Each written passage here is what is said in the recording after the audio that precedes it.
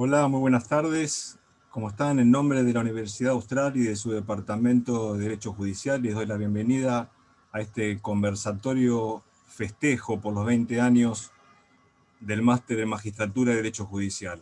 A propósito del aniversario, la idea es charlar sobre distintas cuestiones vinculadas con nuestra disciplina.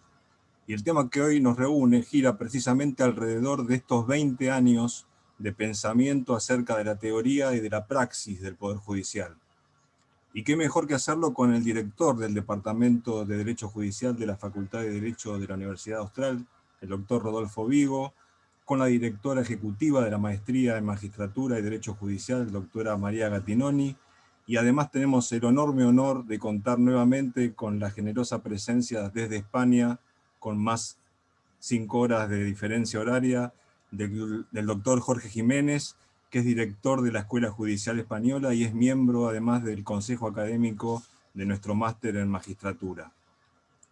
Con ellos conversaremos acerca de qué es el derecho judicial, sus contornos y la importancia de su estudio a nivel de posgrado.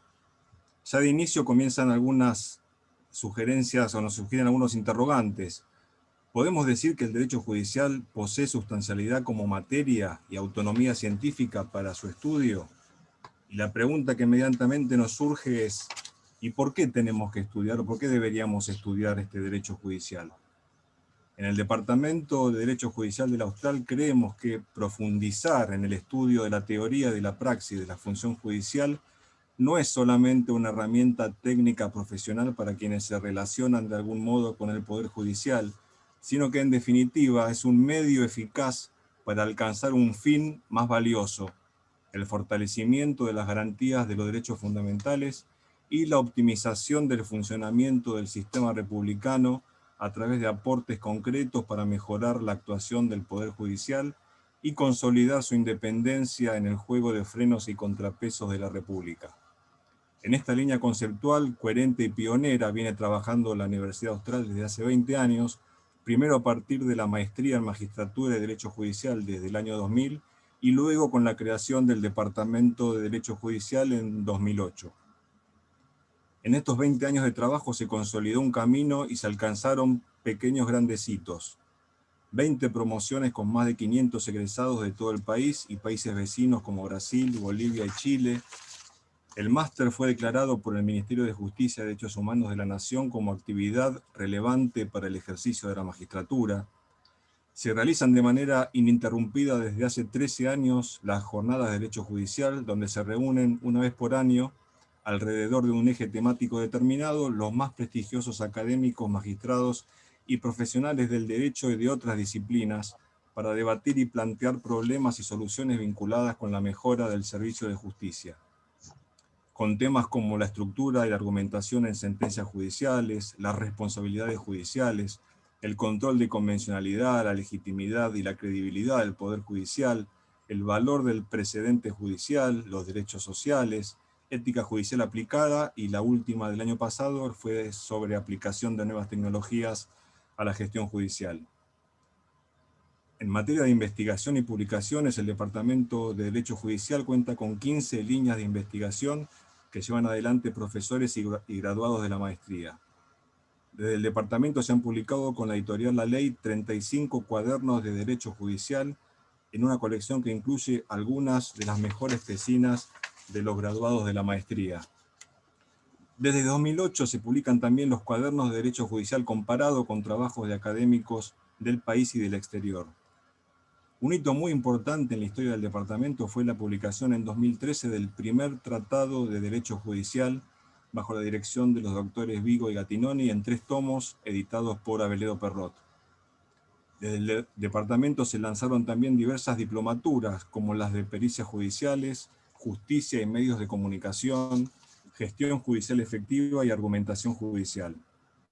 También se concretaron diversos viajes de estudio a México, a los Estados Unidos, donde se pudo asistir a una audiencia pública en la Corte Suprema de Justicia de ese país, a Italia, España, Uruguay, Chile, República Dominicana, y a Costa Rica, incluyendo una visita a la Corte Interamericana de Derechos Humanos. La idea entonces para esta tarde es que los doctores Gattinoni, Vigo y Jiménez nos den su visión acerca del derecho judicial, su evolución y sus desafíos, mediante la modalidad de conversatorio, es decir, intercambiando opiniones, convicciones y, por qué no, dudas que pueden llegar a acercarse a certezas en el transcurso del diálogo. Finalmente, si les parece, vamos a abrir el conversatorio a preguntas de los presentes que podrán hacer por vía de esta misma plataforma Zoom. Si ven debajo la barra de herramientas, hay un botoncito que dice preguntas y respuestas, o Q&A, podrán hacer sus preguntas a través de ese medio. Y entonces, bueno, sin más prólogos, le damos la palabra a la directora ejecutiva del máster, doctora María Gattinoni. María. Muchísimas gracias. Gracias, Gustavo, por la presentación. La verdad que es una alegría compartir este panel con dos queridos amigos con los que hemos trabajado a lo largo de tanto tiempo. Y esto va a ser lo más dinámico posible para que quede espacio para las preguntas y que ustedes puedan aprovechar ese espacio y el recorrido de tanta trayectoria de ambos, de Rodolfo y de Jorge, que realmente con perspectivas desde el Departamento de Derecho Judicial y desde la Escuela Judicial del Reino de España enriquecerán estas reflexiones que vamos a hacer entre todos. Saludos para todos, mucha gente querida que está conectándose.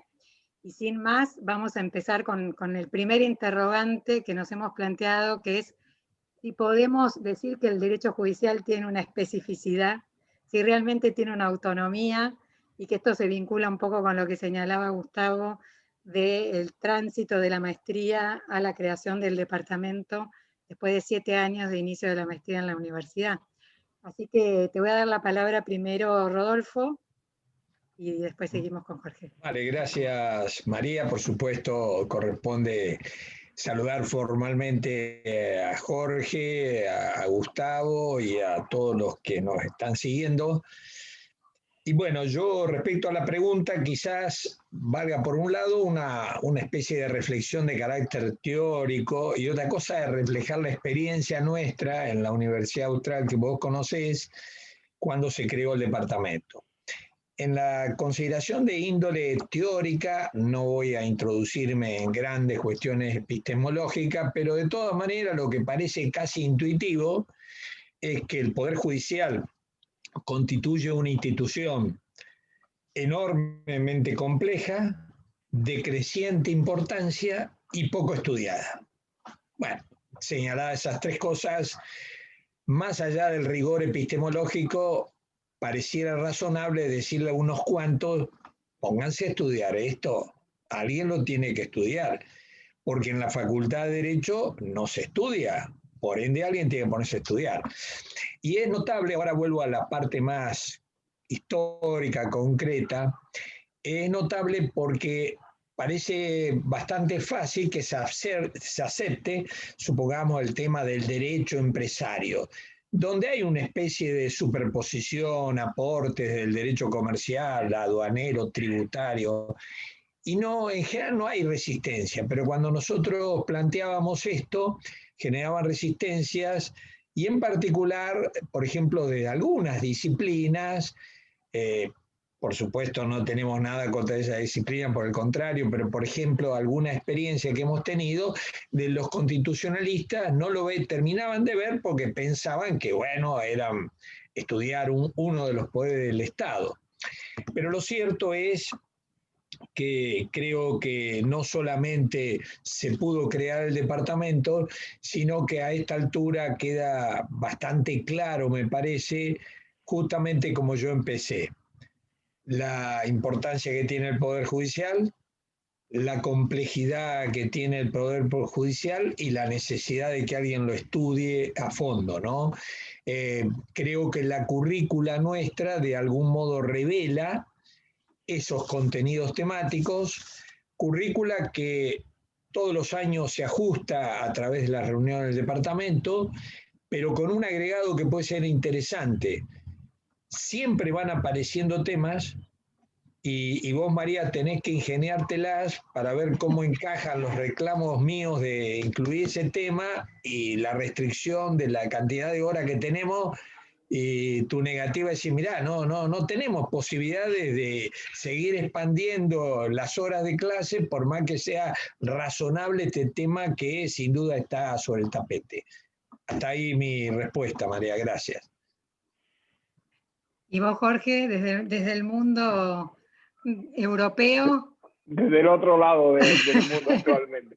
Bueno, muchísimas gracias, querido Rodolfo, querida María y querido Gustavo, por la invitación a sumarme a lo que no es más que un momento de encuentro y de disfrute mutuo en la reflexión de intereses muy comunes, ¿no? Y me siento muy privilegiado de compartir este espacio con Rodolfo y contigo, María, por lo que nos une y nos ha unido en este tiempo de trabajo dentro del marco judicial, ¿no? Y un saludo también a muchos queridos y queridas amigos y amigas que están aquí hoy con nosotros.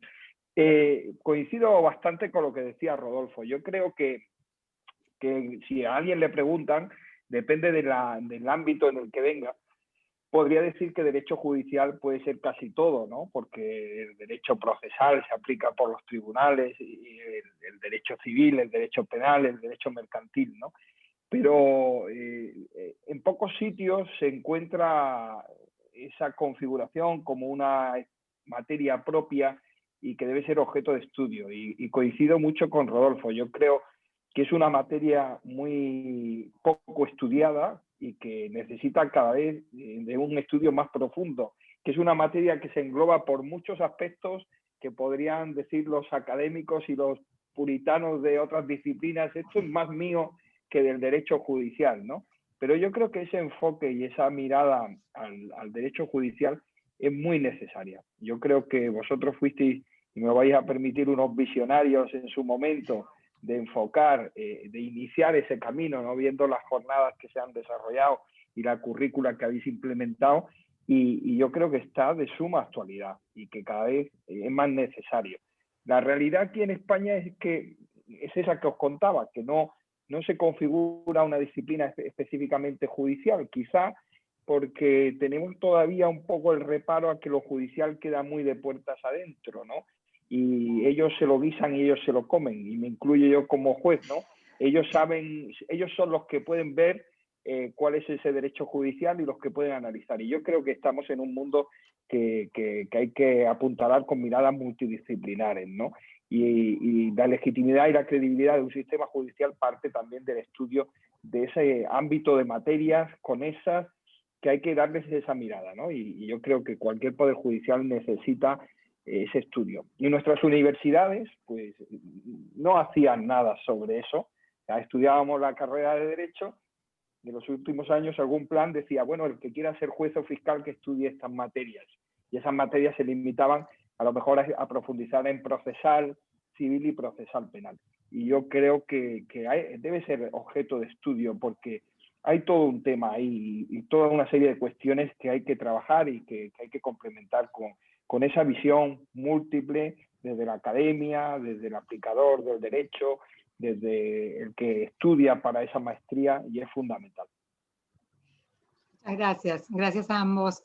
Pero esto se vincula también con el cómo, ¿no? Cómo estudiar, porque quizás a lo mejor en España está más sistematizado, y por ahí voy a volver con vos, Jorge, en el ingreso a lo que es la escuela judicial y la necesaria capacitación previa para el ejercicio de la función, ¿no?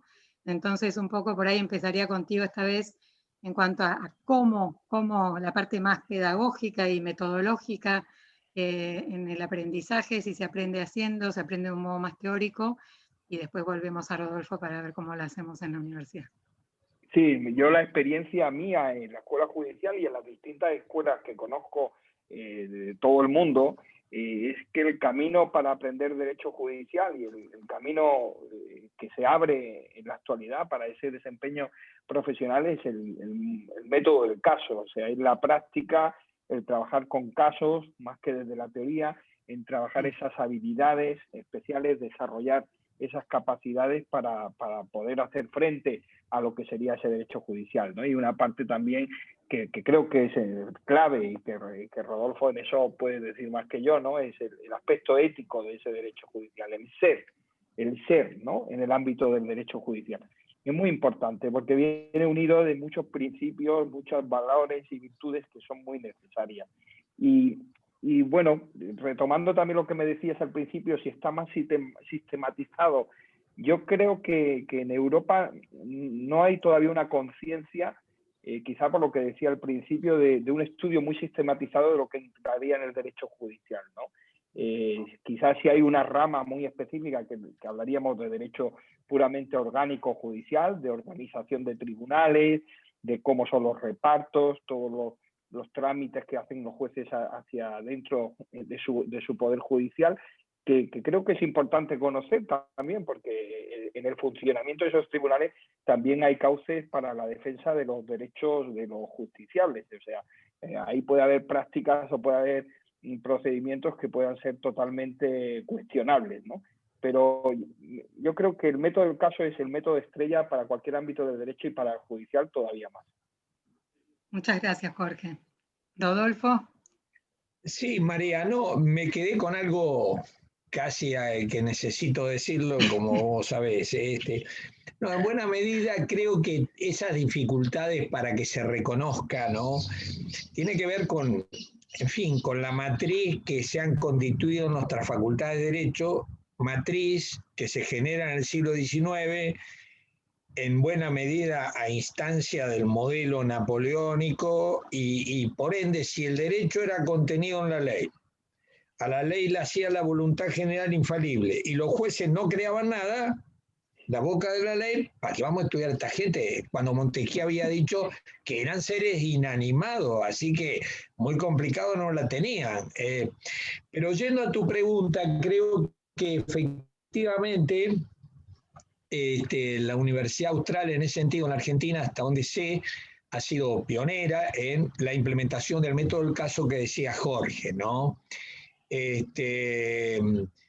Efectivamente el saber jurídico es un saber práctico, no teórico.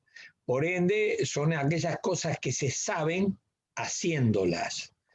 ¿Cómo aprendemos a decir el derecho? Bueno, diciéndolo, obvio. Y ahí está un poco esta cuestión que creo que, más allá que yo vengo de una universidad que quiero mucho, la Nacional del Litoral, a la que sigo vinculado, pero sin duda donde descubrí el método del caso ahí cuando empecé a dar en la Universidad Austral, que requiere más del profesor, porque quizás la clase tradicional nuestra, uno llegaba y hablaba de lo que quería, y el alumno tenía que tomar nota de aquello que el profesor hablaba. Si hablaba de un partido de fútbol, bueno, tomaba nota por las dudas, no vaya cosa que en el examen se le pregunte por ese partido de fútbol.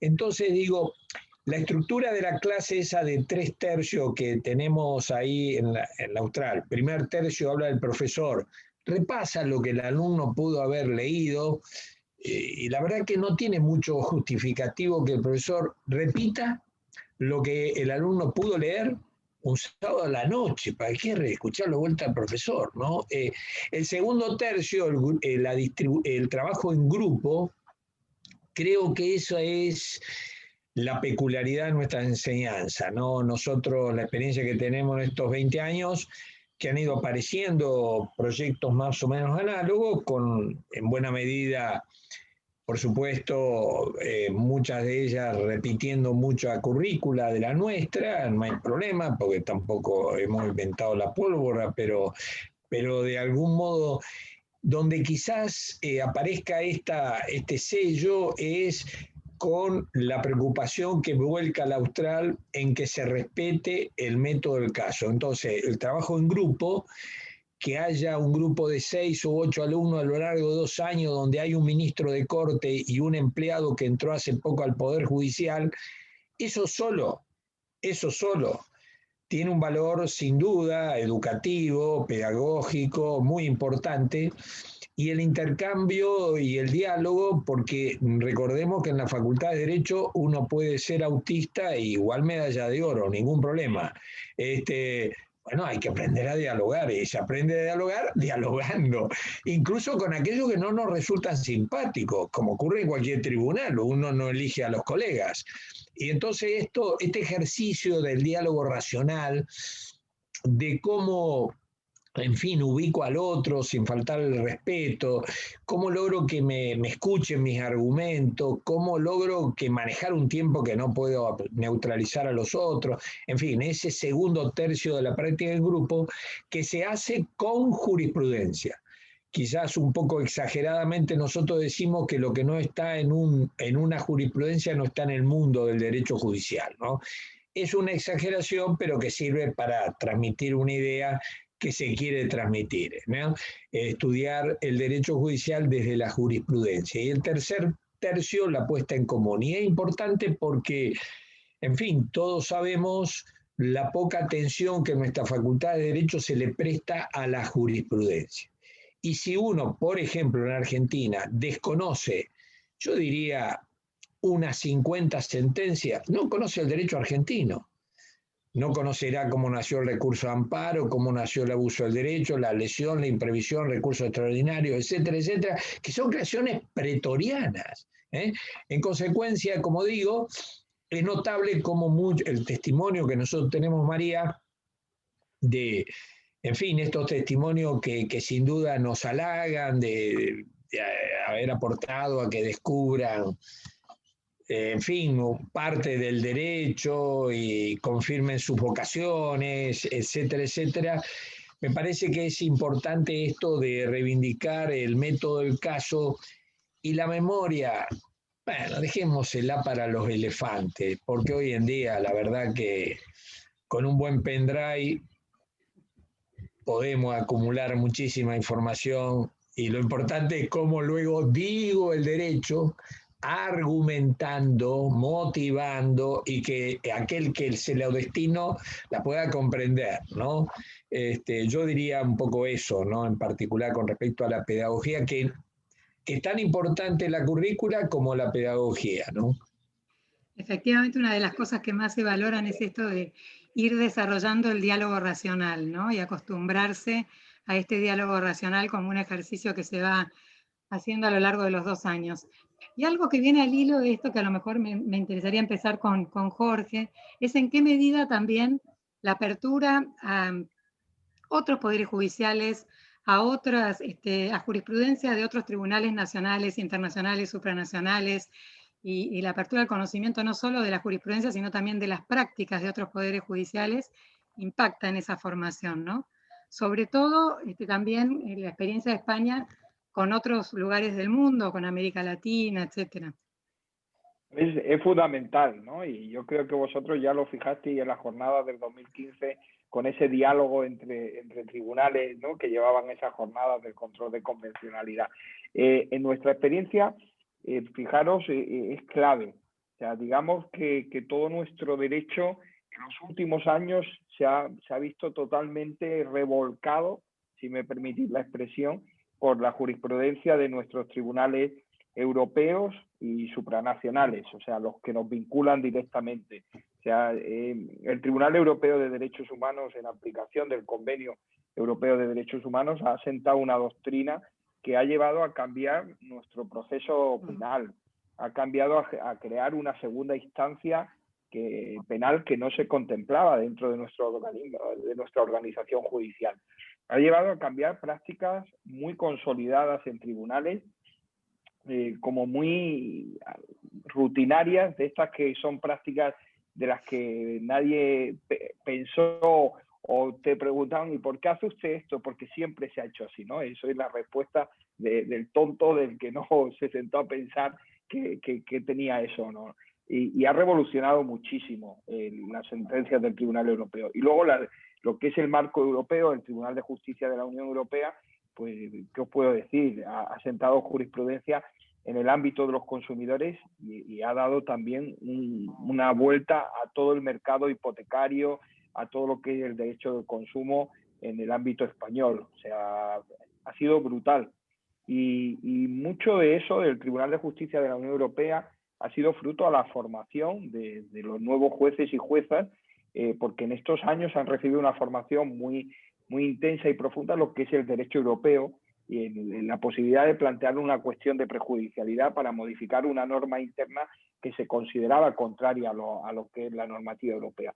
Esto ha hecho, por ejemplo, que la sala primera de la Corte Suprema, la sala civil de la Corte Suprema, o sea, escuchaba hace poco a un magistrado que la componía diciendo muy a su pesar que ya no era igual ser magistrado de la Corte Suprema, que ya no era como antaño, ¿no? Que uno era magistrado de la Corte Suprema y era la última instancia. Y lo que decía, podía estar de acuerdo, ¿no? Pero eso iba a ser cumplido así, ¿no? Y entonces que se veían como que los órganos de primera instancia constantemente estaban rebatiendo las decisiones de la Corte Suprema, ¿no?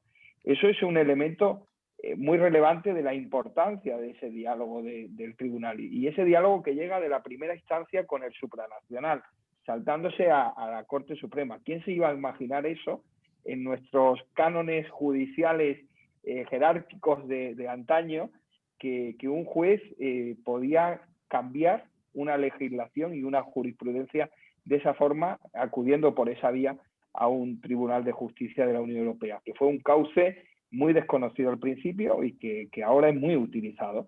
Es muy utilizado y que te garantiza una uniformidad y te garantiza un control.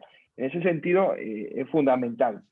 Ahora, con Iberoamérica, están llegando sentencias, lógicamente es otro ámbito, pero hay cada vez una mayor conexión con lo que es la sentencia de la Corte Interamericana. Es cierto que hay algún proyecto por ahí en el que estamos intentando trabajar, de gestionar esa base de datos que nos podría dar mucha más comunicación europea e iberoamericana en lo que son los estándares de protección de derechos, y que yo creo que es un proyecto muy bonito, o sea, que ojalá se pudiera realizar, ¿no? A través del Centro de Documentación Judicial del CENDOC de España con la Corte Interamericana, poder conectar las sentencias y que automáticamente las citas de una sentencia de Corte Europea o de Corte Interamericana vinieran conectadas, ¿no? Yo creo que es el futuro, y eso revela la importancia de lo que decía antes Rodolfo, de la importancia de la jurisprudencia, la importancia de ese diálogo, y al final la jurisprudencia no deja de ser un aprendizaje colectivo, como vosotros proponéis, ¿no? Al final uno vive esa experiencia de aprendizaje que sirve para un mejor estándar de garantía de los derechos fundamentales. Muchísimas gracias, Jorge. Rodolfo. Bueno, por supuesto, una pregunta que en realidad tendría que responderla María, porque es la especialista acá del tema que voy a decir yo. Lo único que puedo agregar a lo que enseña muy bien María, no, bueno, a ver, ya tratando de llevar el tema a mi especialidad, ¿no? Es que los derechos humanos no tienen soberanía, y una sentencia sobre testigos de Jehová que se dictó en Alemania puede servir para la Argentina, para Perú o para cualquier otro lado. No tiene soberanía. No es muy relevante que leyamos todos los días el boletín oficial y luego, para estar en condiciones de dictar una sentencia sobre derechos humanos. Pero creo que en ese sentido yo lo que me limitaré a decir es, bueno, parte de estos viajes, uno de esos viajes a Costa Rica que condujo María, estuvieron una semana en la Corte Interamericana de Derechos Humanos con un curso que organizó en ese momento el presidente Eduardo Ferrer MacGregor, un amigo, y estuvieron una semana. También traería a colación los nuevos cuadernos que llevamos de derecho judicial comparado, ¿no?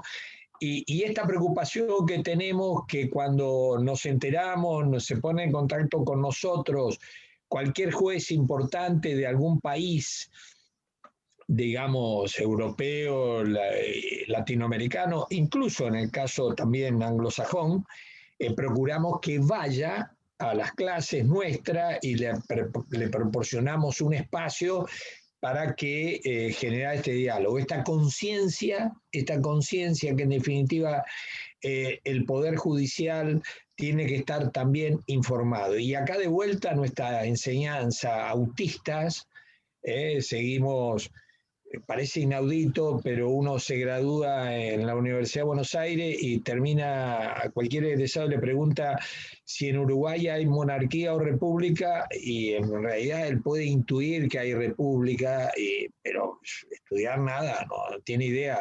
Las fronteras clausuran, pero fronteras tales como con Uruguay, con Paraguay, etcétera, ¿no?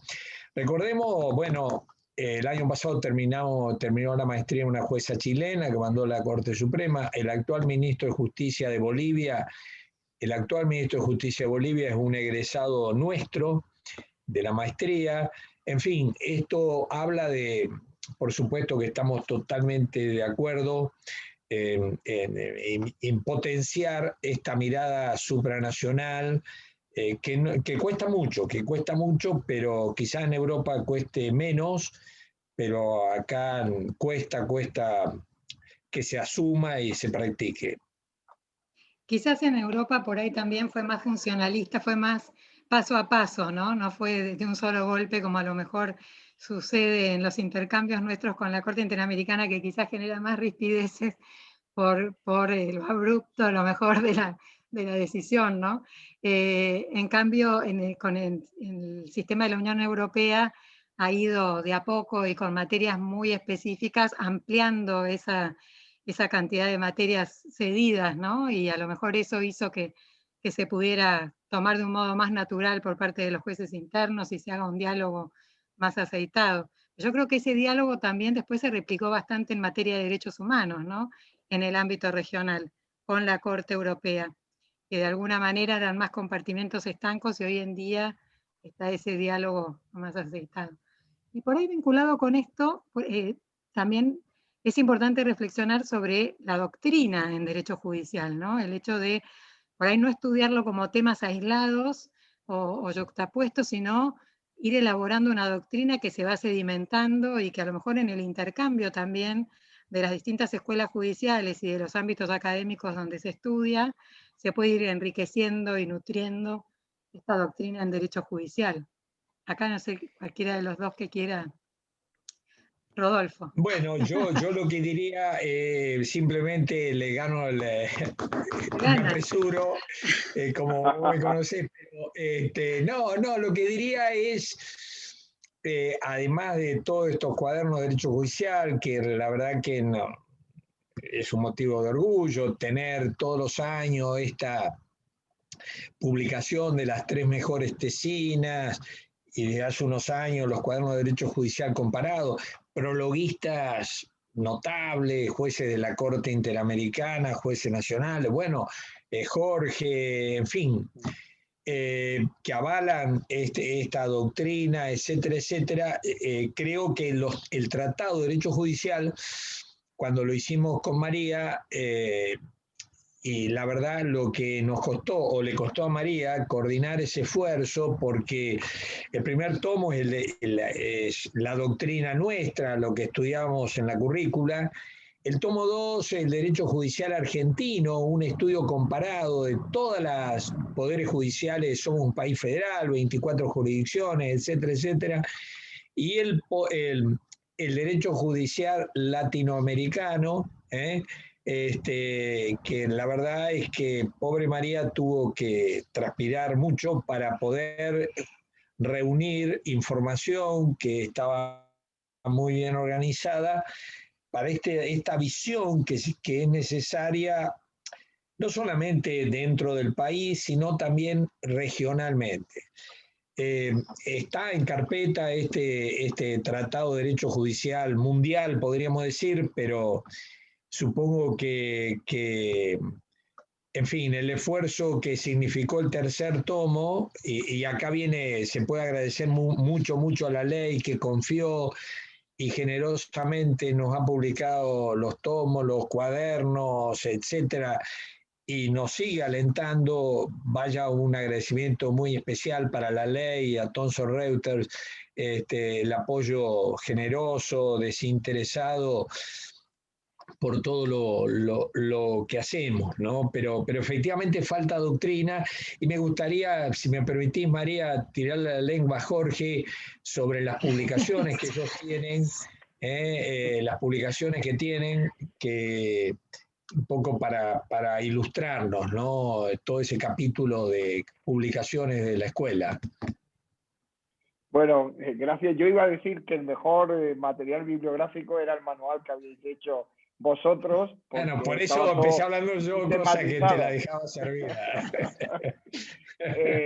Yo creo que el problema que hay es el que hablábamos, ¿no? Que es una materia que no termina de verse, o sea, que está muy compartimentada. Nosotros sí tenemos una serie de publicaciones desde el año 92, surgieron dentro del ámbito del Consejo General del Poder Judicial, unos cuadernos de derecho judicial, que es una publicación que se hacía en unos libros. No sé si habéis tenido ocasión de, en algún momento, yo creo que cuando la delegación de la Austral visitó la escuela en el 2015 y vimos la biblioteca, había una parte de libros del mismo color, que era una colección que sacaba en papel el Consejo, con lo que eran trabajos del ámbito del entorno del derecho judicial, de lo más variado, intentando discriminar en aspectos que pudieran ser más de tema constitucionalista, administrativista, civil y penal, pero todos de derecho judicial.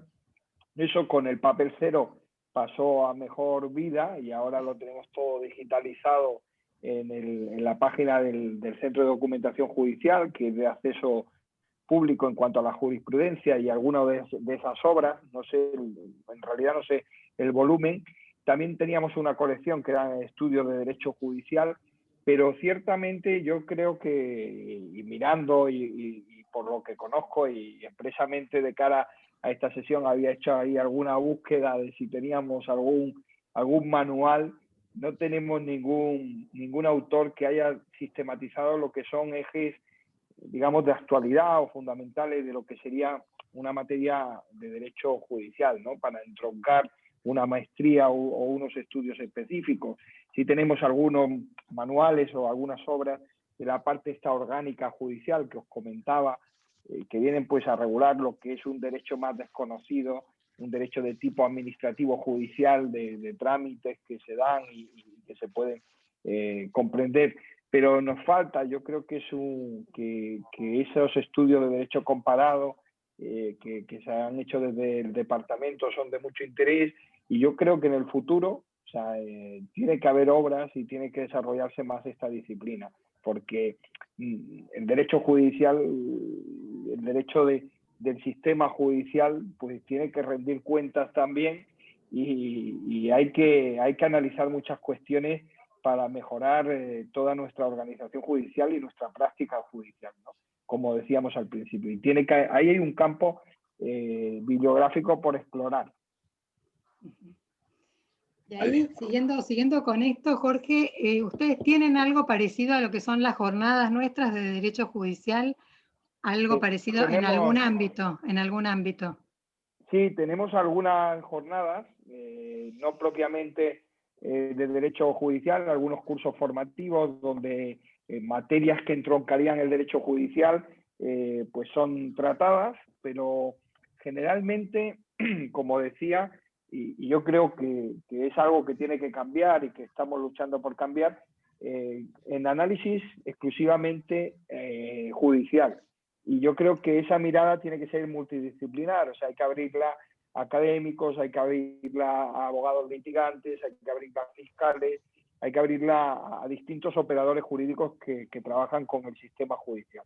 Si tenemos una escuela de verano que se suele hacer en Galicia, en una sede, en un pazo que hay allí precioso que nos ceden para esa escuela de verano, donde sí se ocupan como 2 semanas de jornadas que se les quiere dar esa índole de derecho judicial, sobre un tema muy de actualidad para el ámbito judicial, pues con los principales expertos se tratan esas cuestiones, pero no del éxito y la repercusión de las que tenemos en la Austral, porque se limitan apenas a 30 participantes, aunque los últimos años antes de la pandemia sí conseguimos retransmitirlas en streaming para el conocimiento público y que tuvieran una mayor repercusión, ¿no? Pero en vídeo, o sea, en vídeo y buenamente, tengo una sana envidia las jornadas que organiza el departamento, porque creo que son ideales como cauce de unión de todos los egresados y gente que trabaja y le interesa la materia, y luego por las conclusiones y la altura de las reflexiones que se suscitan en esas jornadas. Creo que son muy exitosas y la prueba está en que se siguen celebrando y con inmenso éxito. Muchas gracias, Jorge. María, adelante, Rodolfo.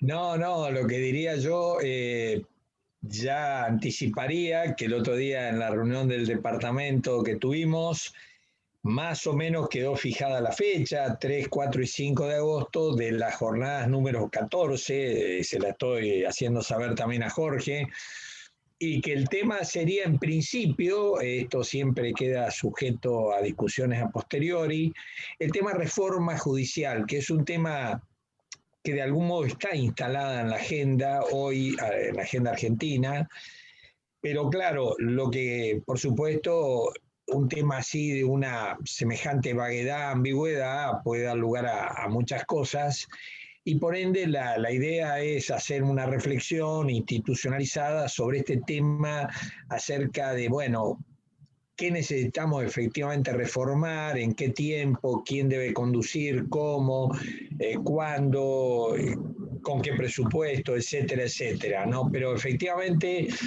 es un momento muy importante para nosotros y en particular lo que vos decías, Jorge, la estructura la hemos mantenido porque el último día, que es un poco la frutilla del postre, es los talleres.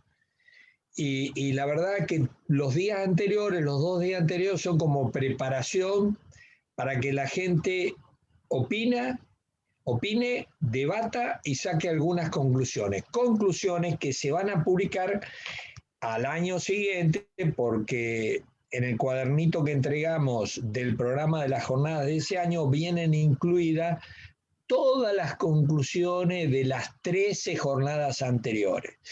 Digo esto como nota participativa, dialógica, que no solamente pregonamos, sino practicamos. Creo que en ese sentido nos enorgullece que hemos tenido alumnos con convicciones muy diversas, de origen muy diverso, incluso de inserciones políticas, ideológicas absolutamente dispares. A veces vienen con cierto prejuicio al austral y en general muchas veces viene después el testimonio que habían venido con ese prejuicio, pero obviamente creo que tenemos mucha autoridad moral a esta altura por lo menos, para mostrar que, en fin, aquí hay libertad y por supuesto, más bien nos preocupa la gente indiferente. La gente que no lo conmueve nada, con eso es muy difícil hacer algo, ni se puede hacer el mal, porque no les da gana, tienen fiaca hasta para hacer el mal, y con eso no se hace nada, ¿no? Pero nos encanta gente pasional, con convicciones fuertes, pero que aporte al diálogo racional y respetuoso. Así que ya pasamos el chivo, 3, 4 y 5 de agosto, nuestra próxima jornada, Jorge, ya te convocaremos. Y por ahí para dejar un poco de espacio para las preguntas, yo haría como una reflexión final sobre cuáles son los desafíos que tiene el Poder Judicial y las deudas que tiene el Poder Judicial, según cada uno de ustedes. Y después también un poco tu mirada, Jorge, de cómo ves los poderes judiciales, sobre todo de América Latina y Argentina, ¿no? Que conoces sobradamente.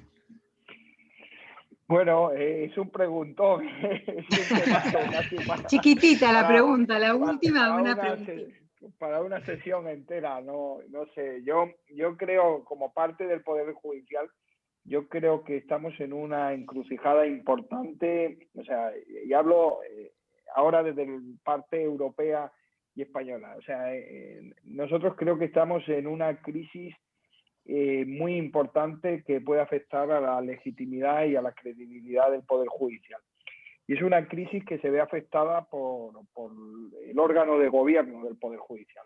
Tenemos un órgano constitucional y está sufriendo unos serios ataques por parte de los otros poderes, hasta el punto que no llegamos al límite de países como Polonia, donde el Tribunal de Justicia de la Unión Europea se ha pronunciado, pero podemos llegar al riesgo, o sea, hay un miedo a que se llegue al riesgo de que eso pueda afectar a la independencia y a la legitimidad del Poder Judicial.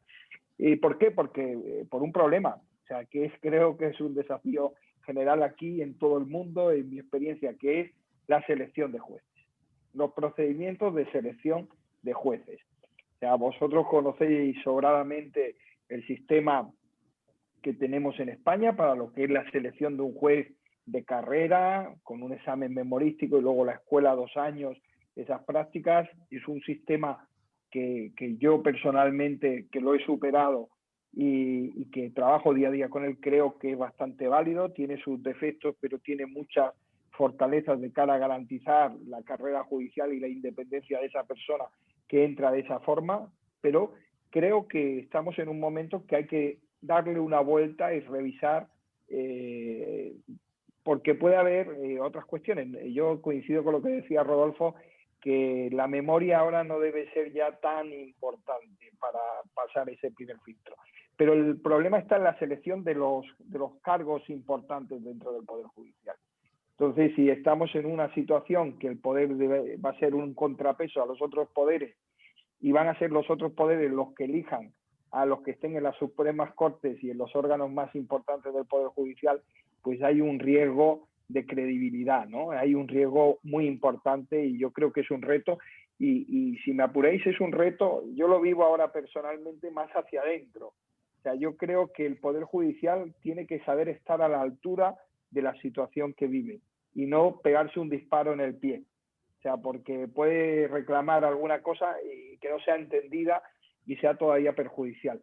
Y creo que también, y este es otro reto, yo creo que en una sociedad como la del siglo XXI, en una sociedad post-pandemia, hay que mejorar la rendición de cuentas del sistema judicial. O sea, la evaluación del desempeño, que es un tema muy tabú, que siempre se invoca, que afecta a la independencia, no es como cuando en Argentina el tema de pagar impuestos o no a los jueces rápidamente es lo mismo. O sea, permitidme la equiparación. Cuando me van a evaluar el desempeño, ojo que me van a evaluar. Entonces, pero esa evaluación, o sea, si somos un servicio público, hay que rendir cuentas y hay que rendir cuentas del trabajo, tiene que ser más transparente, tiene que publicitarse mejor. El Poder Judicial tiene que aprender a venderse mejor, porque yo creo que en el Poder Judicial se hacen cosas muy buenas y no sabemos vendernos, al contrario, se nos conoce por lo malo. Y luego hay otro reto que vosotros también lo aventurasteis en estas últimas jornadas, que es el mundo digital. O sea, a mí me preocupa mucho que nos hemos vuelto a las audiencias virtuales como único medio de sobrevivir y la pérdida de la inmediación de esas audiencias virtuales puede ser una pérdida de garantías y de derechos. Y yo creo que hay que mirar mucho con cautela esas situaciones. Y ahí tenemos un ejemplo de unos queridos amigos que también participan con la maestría, que es el sistema judicial de República Dominicana, con unas experiencias realmente increíbles de cara a esas garantías y esa transparencia, ¿no? Y yo creo que también ahora, y en Argentina también pasa, se exige una revisión y una mirada de género, una perspectiva de género en la formación judicial y en la aplicación judicial. Y ese es otro tema, otro reto de nuestros sistemas. En Argentina ya es obligatoria, en España también, en Chile están también con esa situación. Y eso va a ser un cambio importante y sobre todo el equilibrio entre esa perspectiva de género y el resto de garantías y derechos fundamentales. La perspectiva de género tiene que incluirse, yo creo que es sumamente necesaria porque hemos tenido una visión muy patriarcal, no tenemos la culpa, pero es lo que heredamos, pero yo creo que hay que estudiar mucho eso. Y también, y aquí yo perdona a Rodolfo que lo diga, pero yo creo que la ética, hay que seguir mirando a la ética de nuevo y cada vez más, porque son escenarios distintos y son retos distintos. Y yo creo que hay que seguir trabajando en eso, ¿no? Y en Argentina, pues es que me parece que el tema que habéis elegido para las jornadas es un tema también clave, la reforma. O sea, llevamos años oyendo reformas y yo creo que un reto para la Argentina, y sé y quiero a la Argentina como nadie, vosotros lo sabéis, y yo creo que como república tiene que caminar más la unificación de los textos procesales, para dotar de mayor seguridad jurídica, y también en los problemas que tenemos en el resto de poderes, ¿no? La selección de los jueces, la rendición de cuentas y ese desempeño, la formación, y ese es otro campo que tenemos. Yo creo que estamos también ante un momento en el que vamos a tener que empezar a exigir formación obligatoria a los jueces y magistrados. O sea, no esa formación de derecho, sino que vamos a tener que empezar a exigir que usted, por mucho que sea magistrado, tiene que recibir una formación, porque el mundo ha cambiado y usted conoció la escuela antigua, pero no conoce la práctica diaria, por mucho que sea de la Suprema Corte o de una Corte de Casación o un presidente de un tribunal superior, ¿no? Y hay colegas que con mucha humildad lo hacen, o sea, y algunos están presentes en este foro, y tenemos grandes ejemplos dentro de la maestría que desde su tribunal superior siguen formándose día a día, pero creo que es otro de los retos. Y paro porque si no, terminamos la hora, porque tengo muchos más. Adelante, Rodolfo, adelante. No, yo me limitaré a consignar y ratificar 5 cuestiones que marcó Jorge. La primera, un desafío, es el tema de legitimidad, ¿no? La autoridad en Occidente está en crisis. ¿Cómo hacemos para recuperar autoritas? ¿Cómo hacemos para recuperar confianza ciudadana? Y por supuesto, él marcaba algunas cosas, el gobierno del Poder Judicial, una pieza clave, selección y saber vendernos, ¿no? Política de comunicación, eso me parece clave, pero también tienen que ayudar los otros espacios del poder, porque sin duda los otros poderes pueden neutralizar cualquier esfuerzo de nuestra parte del poder. Pero el tema de legitimidad. En segundo lugar, esto que decía Jorge, ¿no? El tema de la conciencia social, la responsabilidad, la ética, rendición de cuentas, en fin, todo esto que podríamos englobar en la responsabilidad social. Creo que a veces nos pasa que, en fin, como que nos falta esta especie de oído a la sociedad que reclama muchas cosas, que no siempre escuchamos, en fin, este segundo punto. Un tercer punto, formación. Bueno, lo vivimos corroborando, y una cosa que tanto se valora de la maestría de nuestra currícula, nosotros no damos derecho. 2 años dedicados a generar el aparato conceptual que se necesita para ser juez y generar también las competencias para ser un mejor juez, pero no damos ninguna ley, ningún código, ningún derecho. Formación, ¿cómo no se va a saber lo que hoy llamamos teoría de la argumentación, ponderación de derechos humanos, principios, en fin? Bueno, en cuarto lugar, lo mencionó él, este tema de la pandemia, ¿no? Sin duda, 1 año y pico en pandemia.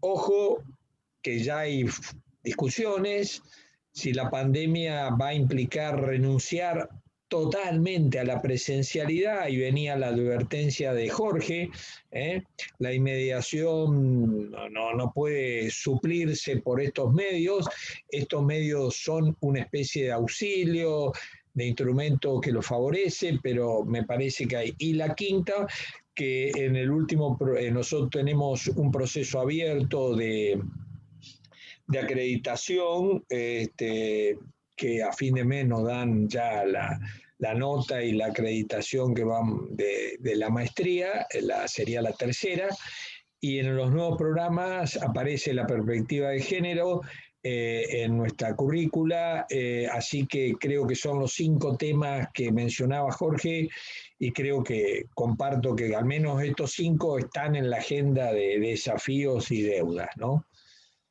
Bueno, yo les agradezco muchísimo. Simplemente agregar brevemente que me parece que uno de los desafíos más importantes es que el Poder Judicial asuma la necesidad de proponer los cambios desde el propio Poder Judicial.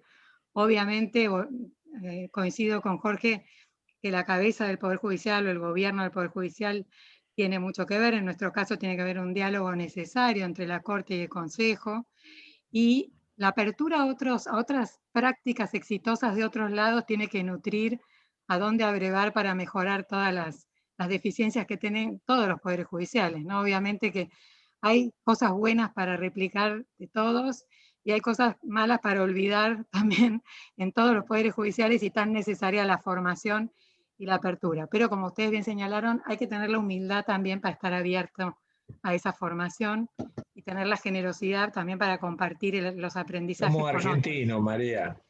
Lo lindo de la formación en la maestría es eso, ¿no? El compartir los aprendizajes con otros, de distintos fueros, de distintas jurisdicciones, con distintas experiencias dentro del Poder Judicial.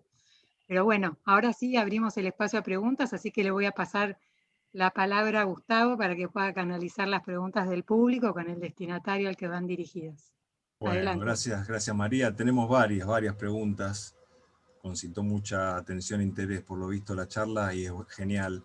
Empezamos con una pregunta para el doctor Jiménez, dirigida directamente a él. Puede ser abierta, supongo, también a María por la especialidad. La pregunta es: ¿cómo juega la obligatoriedad y su cumplimiento o incumplimiento de las sentencias del Tribunal Europeo en el Reino de España?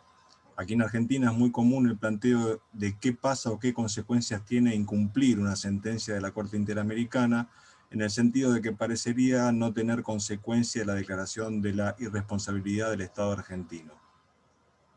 Esa es la pregunta.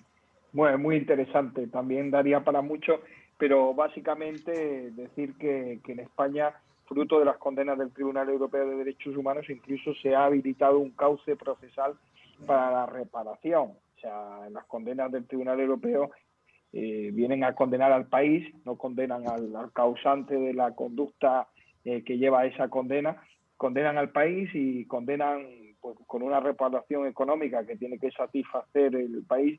Incluso puede haber algún tipo de reparación procesal que deba de operarse a través del oportuno recurso. Era una cuestión que no estaba muy definida, pero en la última reforma ya se introdujo y ahí no hay ningún problema. Lo que son las del Tribunal de Justicia de la Unión Europea es que hay que cumplirlas, porque si no rápidamente opera una sanción para España como miembro de la Unión Europea por no cumplir lo que se ha dispuesto tanto por el tribunal como por una directiva que hay que transponer. Entonces se inicia una sanción. De hecho, hay una sanción, hace poco condenaban a España, no sé la cantidad de euros por día, por no haber traspuesto una normativa europea. No, era una barbaridad, no sé si eran 80.000 euros al día por no transponerla, y llevaba como año y medio, 2 años. O sea, por no haber cumplido la obligación de desarrollar una legislación de uniformidad del mercado común en distintos ámbitos. O sea, y son ámbitos que ya se ha empezado a legislar en temas de derechos fundamentales y derechos dentro del proceso penal, que era el más sensible y el que parecía que estaba al margen de lo que era la Unión Económica Europea. Básicamente sería eso. Seguro que Jorge, María puede aprovecho, complementar más. perdón, para traer agua para el molino nuestro y del tema de la charla de hoy, es si en España desde la escuela están previendo o tienen armado algún sistema de capacitación específica para los jueces a efectos de tenerlos entrenados en la cuestión de esta cuestión de la internacionalización y la supranacionalidad de la justicia a nivel europeo. Sí, tenemos en la formación inicial tenemos toda una materia durante todo el curso, que son muchísimas horas, o sea, de desarrollo y práctica sobre cómo plantear una cuestión prejudicial, cómo dirigirse a un órgano supranacional en el momento en el que haya que dirigirse. Y a nivel de formación continua tenemos varios cursos, varios de formación a distancia, donde se realizan prácticas y casos, y luego acciones formativas específicas. Incluso hay 2 cursos que tenían mucho éxito de una semana, donde traíamos a los responsables de los órganos internacionales a dar la formación sobre los casos más habituales, los procedimientos más habituales, y además también contemplaba en otras de esas actividades, que es un elemento muy importante y que antes María lo señalaba, ¿no? Cuando la gente de la maestría visitó Costa Rica, la posibilidad de visitar la Corte Interamericana. Para nosotros es muy importante que haya una identificación. O sea, las estancias no son solo un mero viaje de placer, tiene un componente formativo que es inmenso, porque el hecho de estar en el tribunal, de poder conocer la sala, de poder conocer cómo funciona el tribunal, el íter de un caso, por dónde pasa, quién lo estudia, qué letrados, qué gabinetes, y poder tener conversaciones de trabajo sobre un determinado caso con los que intervienen y luego ver la audiencia en tiempo real y la defensa de una parte y otra parte. O sea, cuando hay una condena, por ejemplo, yo pude presenciar un caso muy interesante sobre una naviera estonia que rompió una carretera, y entonces hubo ahí unas denuncias en el internet, y poder ver el caso en tiempo real, conocer la posición de uno y otro y cómo opera el tribunal, es algo que tiene un carácter formativo multiplicado a la sesión que uno le pueda dar, ¿no? Porque a uno nunca se le olvida el caso, siempre recordará ese caso y siempre evocará esos lugares y verá la importancia de ese tribunal, ¿no? Nosotros siempre insistimos en la formación que los jueces españoles, aparte de la toga negra que sabéis que usamos, tenemos una toga azul, que es la toga del Tribunal Europeo y la toga del Tribunal de Justicia y del Tribunal Europeo. Y esa toga también nos permite dirigirnos a ellos, ¿no? Entonces es fundamental la formación para que el sistema funcione. Y eso lo ha entendido Europa en la medida que también generó un programa de intercambio de autoridades judiciales para la mutua confianza, para conocerse, para ver cómo se trabaja. Y yo creo que ese es el futuro de todo este diálogo de tribunales, el conocerse, conocer los procedimientos y eliminar cualquier riesgo o plurito de duda en cuanto a lo que el otro hace o en cuanto al sistema de justicia de otro país, ¿no? Conociéndolo se fortalece la confianza.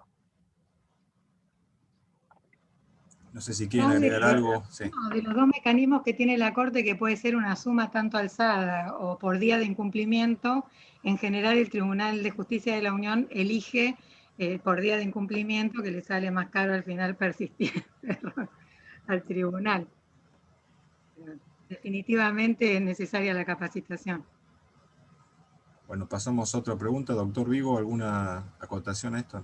No, ahí están los especialistas. Bien, entonces Aprendo. otra pregunta es, en Argentina seguimos flotando con una justicia que poco tiene de independiente. ¿Qué podemos hacer para lograr una mayor independencia cuando el proceso de selección de magistrados es netamente político? Esto no sé si es trasladable a España, pero si Sí, el doctor Jiménez tiene algo para decir. Algo apareció cuando habló de los desafíos Jorge. Efectivamente, hay una enorme susceptibilidad, desconfianza en la ciudadanía, que por supuesto tiene que hacerse cargo del poder político si quiere tener jueces legitimados a priori al momento de asunción. Sin duda que es bastante obvio, ¿no? Si a mí me eligen con mayorías calificadas o, bueno, por ejemplo, pongo un ejemplo que a lo mejor nos resultaría tan lejano. En Uruguay, es cierto que el Ejecutivo puede designar un ministro de la Corte, pero esa nominación requiere tal nivel de mayoría que es casi imposible en la práctica. Por ende, vencido el plazo, que no me acuerdo si son 30 días o una cosa así, asume como ministro de la Corte el camarista más antiguo. Claro, te imaginas que ese camarista, en fin, está más allá de cualquier susceptibilidad, lectura política, porque, en fin, llevará 30 años de camarista. Y digo esto, ahora, como yo decía también, el tema de recuperar la legitimidad, porque uno puede ser muy independiente y a lo mejor la sociedad sospecha que uno no lo es. Entonces es un trabajo doble, crear instituciones que favorezcan que no se generen sospechas y también ser y parecer por parte del juez. Y en consecuencia creo que en esto los jueces muy poco lo que podemos decir, sino más bien los otros poderes que crean y definen, como decía Jorge, los criterios de selección, los órganos de selección, etcétera, etcétera, ¿no?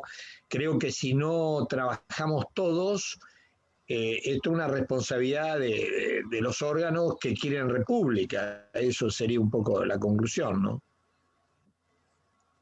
Y también que los concursos en realidad lleguen los mejores y puedan entrar con un ingreso democrático todos los que quieran entrar al Poder Judicial. Me parece que tenemos ejemplos en Argentina que sí se da así y que ahí se ve menos afectación de la independencia, ¿no? O sea, hay mecanismos muy variados en las provincias. Me estoy acordando ahora del Chaco, que las dos últimas, si mal no recuerdo, que ingresaron a la Corte Suprema del Chaco fue por un concurso. Una de ellas es egresada nuestra, Emilia Valle, y bueno, fue un concurso, dos mujeres que de algún modo, en fin, hasta donde sé, no eran las que se suponían podían ser designadas, pero al final por un concurso, hasta donde uno sabe, muy, o mejor dicho, donde no operaban sospechas en general, siempre puede haber crítica, pero sospechas en general, terminaron escogiéndose estas dos mujeres. Pero por eso digo, a veces el derecho comparado provincial, nos pasa mucho en la Argentina, que creemos que lo que pasa en Buenos Aires pasa en todo el país. Como ustedes saben, la maestría reivindica mucho el federalismo. Yo, de hecho, soy de Santa Fe, tomo mate, y como me habrán visto, cosa que María no toma mate, pero yo tomo mate y me siento muy santafesino, ¿no? Yo creo que siguiendo con lo que decís, es muy importante los principios de mérito y capacidad. Yo conozco casos ahí en la Argentina que haciendo un concurso y la candidata de mejor puntaje se vio preterida por, creo que el de séptimo o octavo puntaje. Yo creo que eso no es sostenible, o sea, no es sostenible. Claro. O sea, en el siglo en el que estamos, si hemos hecho un concurso y hay un anonimato de las pruebas y una puntuación, el Ejecutivo se tiene que quedar con el primero, salvo causa objetiva de incompatibilidad, o sea, pero causa objetiva, tasada y previa de incompatibilidad para el ejercicio de la profesión. O sea, en España el problema, no, como decía, no lo tenemos en la selección de lo que es la carrera, lo tenemos a la hora de acceder a plazas gubernativas, o sea, plazas de poder. Que yo ahí creo que son válidos pues cauces como los que señalaba Rodolfo, de la mayor antigüedad, porque bueno, la mayor antigüedad es un criterio objetivo, unos turnos. Yo incluso hay veces que he llegado a proponer que sea un sorteo, como en la comunidad de propietarios del condominio, ¿no? Porque al final el elemento del azar te va a dar mayor garantía de independencia de que esa persona pues le tocó y lo tiene que hacer mal o bien, o dentro de una lista de los que se postulen. Pero yo creo que hay que rescatar como sea el mérito y capacidad y tasar mucho los méritos previamente al concurso. O sea, nosotros hemos trabajado mucho por petición del Tribunal Supremo, que anulaba los nombramientos que hacía el Consejo General del Poder Judicial, en una tabla de baremación. Pero claro, si la tabla de baremación tiene el mismo poder, el mismo valor que un proyecto de futuro en el puesto en el que vas a desempeñar, pues al final lo que no le doy a los méritos le doy más al proyecto de futuro. Y entonces digo que este me gusta más por cualquier motivo. Hay que objetivar al máximo porque yo creo que... Si queremos tener legitimidad. Es que flaco favor le hacemos a la persona que nombramos así, porque siempre va a tener una sospecha de que no está por sus méritos, ¿no? Exactamente. Es lo que pasa en la universidad. Notablemente todavía ahí, bueno, saliste primero, te toca, no hay ninguna entrevista ni ninguna discrecionalidad. Bueno, pasamos a otra pregunta. Ya estamos como acercándonos al final. Nos quedarían una o dos preguntas, depende a ver cómo se extiende la respuesta, pero voy avisando que ya en breve cortamos. Tenemos un montón de preguntas y siguen entrando. Una pregunta dice, ¿la formación y el perfeccionamiento judicial deben ser obligatorios? ¿Cómo instrumentarlos en la práctica? Jorge. Yo creo que debe ser obligatorio, o sea, la formación inicial debe ser obligatoria. O sea, para mí en todos los puestos, salvemos si queremos a la Corte Suprema. porque llega uno con una historia de vida, pero debe ser obligatoria. Para desempeñarse en un puesto, uno no sabe, o sea, si uno viene de fuera, uno no sabe cómo funciona. Una mínima formación inicial, depende de las circunstancias del país, la idiosincrasia de cada uno, es necesaria. Y yo creo que la formación continua también lo debe ser. O sea, yo lo siento, predico un poco en el desierto, en mi país, pero yo creo que sí. Y a mí los números me lo dan. O sea, en España hay 5.538 jueces. Que participen en la formación continua no son más de 3.000. ¿Y qué pasa con los otros 2.000 jueces? O sea, no tengo 2.000 jueces en altos puestos de la magistratura. No, claro, el problema es que yo puedo estar invirtiendo mucho en formación, que el que no me va a formación no recibe nada y va a seguir actuando conforme a las prácticas que conoció en su día o en la aplicación del derecho que conocía. Y eso te causa un daño en la legitimidad y credibilidad del sistema abrumadora. O sea, es como la fruta podrida, ¿no? O sea, y yo creo que hay materias que hay que hacerlas. Y yo cada día apuesto más por un reciclaje. O sea, yo creo que cuando uno lleva un tiempo, y yo creo que algo que tendremos para la calidad de nuestros poderes judiciales tendremos que ir incluyendo, es que cuando tú lleves unos años de ejercicio tengas un tiempo de reciclaje dedicado a la formación, al estudio, al trabajo de otra forma. Yo creo que sería sano para la salud mental de nuestros poderes judiciales, muy sano, y más sano todavía para nuestros justiciables que se benefician de que haya un parón en la carrera judicial de una persona para dedicarse a la formación siempre retribuida y siempre por mandato de tu poder judicial, diseñada al perfil de la plaza que vas a desempeñar o que estás desempeñando. Me gustaría agregar acá que ya el Estatuto del Juez Iberoamericano en el año 2001 establece la obligatoriedad en algunos cuantos supuestos, incluso hasta como sanción. El Estatuto del Juez Iberoamericano contempla la obligatoriedad de la capacitación.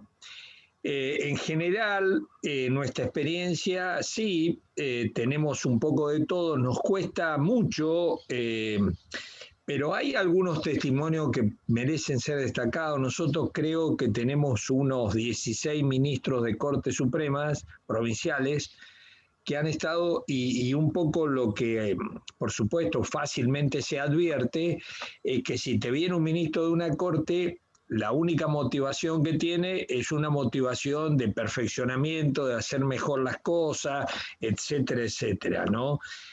Pero son, efectivamente, cuesta que el juez, que el camarista, en fin, que esté dispuesto a capacitarse, pareciera como que pierde autoridad, no sé, pero bueno, esa es la realidad, ¿no? Muy bien, si les parece entonces, dejamos lugar a la última pregunta.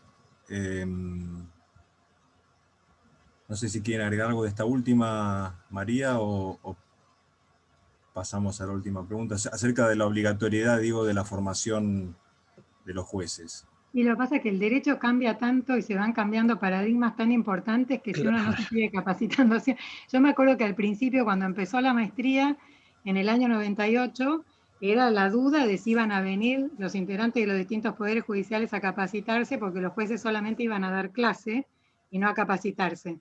Y hoy en día nadie discute, y todos los jueces van a distintas capacitaciones, es algo generalmente aceptado. Me parece que, si no, así como decían, si uno no se capacita es cada día menos abogado, ni hablar de los jueces y los pobres justiciables, ¿no? La verdad que me parecería muy sano esto que decís, Jorge. Y en las otras profesiones se advierte más. Un médico que dejó de leer en los últimos 5 años, sí, ni para cortar uñas.